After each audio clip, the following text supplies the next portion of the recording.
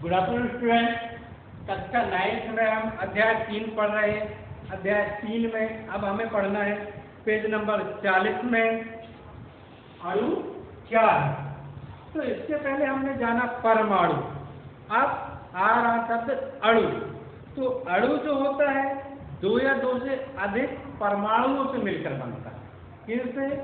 दो या दो से अधिक परमाणुओं से मिलकर अणु बनता है। क्या बनता है? अणु बनता है। ये जो अणु होते हैं ये रासायनिक बंधन के द्वारा जुड़े होते हैं, यानी इनके बीच रासायनिक बंधन होता है। ये परस्पर आकर्षण बल के द्वारा बहुत तेजी से यानी बहुत कसकर जुड़े होते हैं और अणु को किसी तत्व अथवा यौगिक के सूक्ष्म कण के रूप में परिभाषित कर सकते हैं। यानी अणु को हम तत्व के या यौगिक के सबसे सूक्ष्म कण के रूप में बता सकते हैं, कह सकते हैं हम इसे।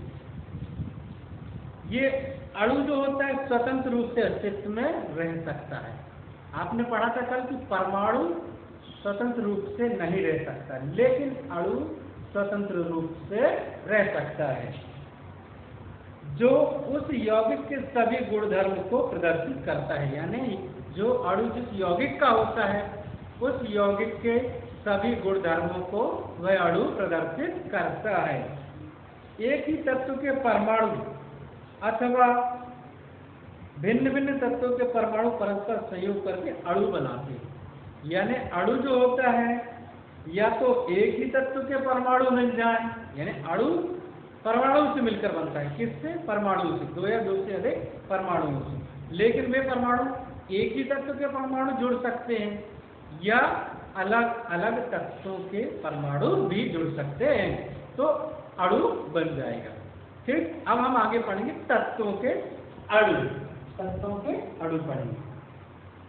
किसी तत्व के अणु एक ही प्रकार के परमाणुओं द्वारा संचरित होते हैं। यानी अगर कोई एक तत्व है तो एक तत्व एक ही प्रकार के परमाणुओं से मिलकर बनेगा। यानी एक तत्व का जो अणु है वह एक ही प्रकार के परमाणु से मिलकर बनेंगे। ये तो स्वाभाविक सी बात है। जैसे आर्गन है, यहाँ एक उदाहरण दिए गए हैं, आप अपनी पाठ्य पुस्तक में देखिए।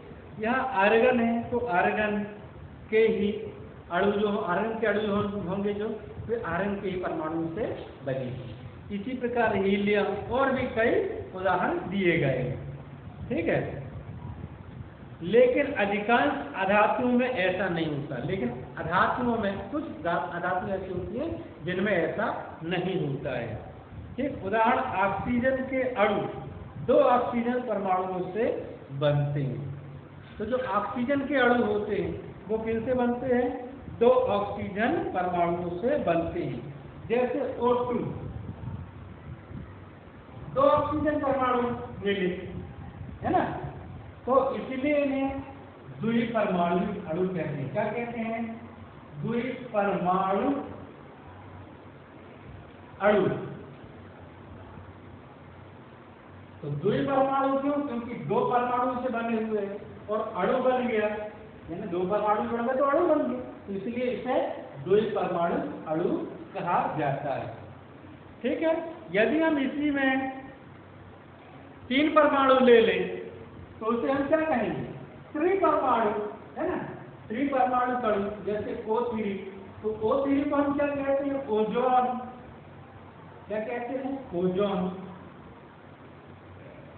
तो यहाँ तीन परमाणु भी मिल सकते हैं।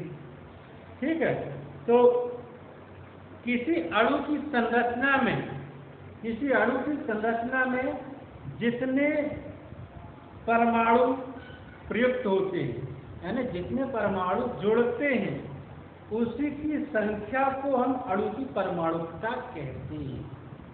ठीक है, फिर से समझिए।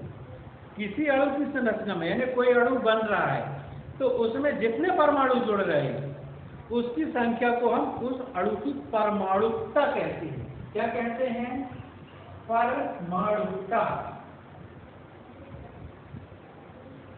जैसे यहाँ दो परमाणु जुड़े हुए हैं तो इसकी परमाणुकता कितनी है? 2। यहाँ 3 परमाणु जुड़े हुए हैं तो इसकी परमाणुकता कितनी है? 3 होगी। तो यह बताया गया है इसमें कि जितने परमाणु प्रयुक्त होते हैं वह उसकी परमाणुकता कहलाती है।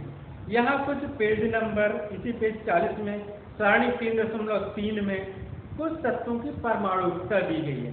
जैसे देख लीजिए आप, अधातुओं में पहले दिए गए हैं आर्गन 1 परमाणु है, हीलियम 1 परमाणु है, ऑक्सीजन 2 परमाणु है, जैसा कि हमने यहाँ देखा कि ऑक्सीजन है तो ये 2 परमाणु है, और हाइड्रोजन 2 परमाणु है, नाइट्रोजन 2 परमाणु है ना, फास्फोरस चतुर परमाणु के है ना, 4 परमाणु होते हैं, सल्फर बहुपरमाणु है। यहाँ कुछ धातुएं दी गई हैं जैसे सोडियम 1 परमाणु और भी यहाँ दी गई हैं, इन्हें आप देख लीजिए। हम इसके आगे बढ़ते हैं 3.3.2 यौगिक के अणु। तो यौगिक क्या कहलाता है? यौगिक 2 या 2 से अधिक तत्वों, ध्यान दीजिए, यौगिक क्या कहलाता है? 2 या 2 से अधिक तत्व जब जुड़ जाएं तो यौगिक का निर्माण होता है। ठीक है, तो जब भिन्न भिन्न तत्वों के परमाणु एक निश्चित अनुपात में जुड़कर यौगिक के अणु का निर्माण करते हैं, यानी जब अलग अलग तत्वों के परमाणु एक निश्चित अनुपात में जुड़ते हैं, एक दूसरे से जुड़ते हैं, तो यौगिक के अणु का निर्माण करते हैं। उदाहरण भी देखते हैं हम इसके कुछ। चलिए इसके अगले पेज में हम इनके कुछ उदाहरण देखेंगे। चलिए पेज नंबर 41 में सारणी 3.4 इसमें कुछ यौगिकों के अणु दिए गए। जैसे पहला है जल, जल यानी पानी। तो जल का सूत्र क्या होता है? H2O। तो इसमें क्या क्या है? हाइड्रोजन है और ऑक्सीजन है। ठीक है, तो हाइड्रोजन और ऑक्सीजन अलग अलग तत्व हैं, ये दोनों जुड़कर क्या बनाते हैं? यौगिक बना रहे हैं। क्या बना रहे हैं? यौगिक। तो जल क्या है? एक यौगिक है। क्या है? यौगिक है। इसमें कौन कौन से तत्व हैं? सारणी में भी लिखा हुआ है हाइड्रोजन और ऑक्सीजन। तो इनका एक निश्चित अनुपात जुड़ता है, तो इनका 1:8 यानी 1:8 में जुड़ते हैं। ठीक, इसी के आगे दिया गया है अमोनिया। अमोनिया में नाइट्रोजन हाइड्रोजन, नाइट्रोजन और हाइड्रोजन। अमोनिया का सूत्र क्या होता है? NH3। तो नाइट्रोजन और हाइड्रोजन जुड़े हुए हैं, तो यहाँ 14:3 में जुड़े। इसी प्रकार कार्बन डाइऑक्साइड CO2 जो होता है वो कार्बन और ऑक्सीजन से मिलकर बनता है, तो इनमें भी 3:8 में जुड़े होते हैं। यहाँ क्रियाकलाप 3.2 दिया गया है, ये आपको पढ़ना है। हम इसके नीचे पढ़ते हैं आयन क्या होते हैं। तो आयन क्या होते हैं? धातु और अधातु युक्त यौगिक, यानी धातु और अधातु से जो यौगिक बनते हैं वे यौगिक आवेशित कणों से बने होते हैं। यौगिक किनसे बने होते हैं? आवेशित कणों से बने होते हैं। जैसे ये बन जुड़ा हुआ, ये भी आवेशित कणों से मिलकर बना है। तो इन आवेशित कणों को ही आयन कहते हैं। आयन एक आवेशित परमाणु अथवा परमाणुओं का समूह होता है। क्या होता है? परमाणुओं का समूह होता है जिसमें कुल आवेश विद्यमान होता है, यानी आयन में कुल आवेश विद्यमान होता है। नेट यानी कुल आवेश विद्यमान होता है।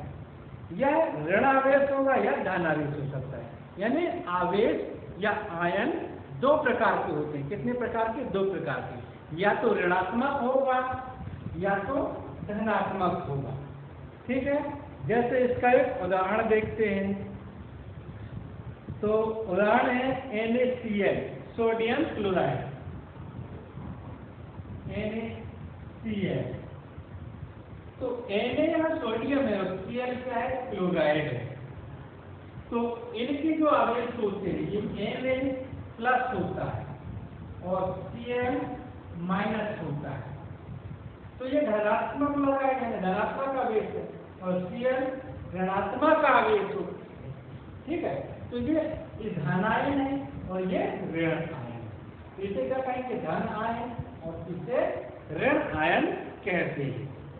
ऋण आवेशित आयन को ऋण आयन कहते हैं और धन आवेशित आयन को धन आयन कहते हैं। उदाहरण भी देख लिया आपने, ठीक है।